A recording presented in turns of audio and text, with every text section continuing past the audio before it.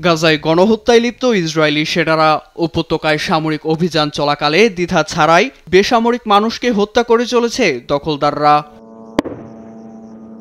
অভিযান ও নানা সামরিক তৎপরতা আরও জোরদারের লক্ষ্যে সেনাদের ভিন্ন ধরনের প্রশিক্ষণের পদক্ষেপ নিয়েছে ইসরায়েল। এক প্রতিবেদনে জেরুজালেম পোস্ট জানায়, ইসরায়েলি প্রতিরক্ষা বাহিনী, আইডিএফ ও গোয়েন্দা সংস্থা মোসাদের সব সেনা এবং কর্মকর্তার আরবি ভাষা ও ইসলামী শিক্ষাসহ মধ্যপ্রাচ্যের সংস্কৃতি প্রশিক্ষণ বাধ্যতামূলক করা হয়েছে। পাশাপাশি হুথি ও ইরাকি উপভাষা এবং সংস্কৃতি নিয়েও থাকবে প্রশিক্ষণ।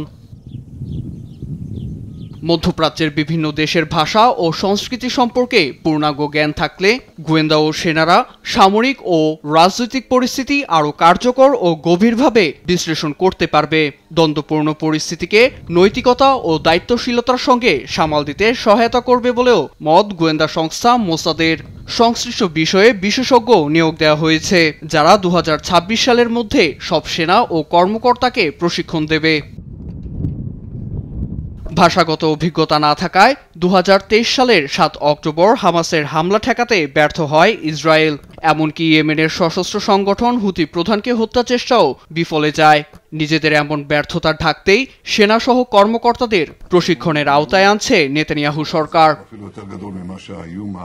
নীরব দাস, নিউজ ডেস্ক, দেশ টিভি।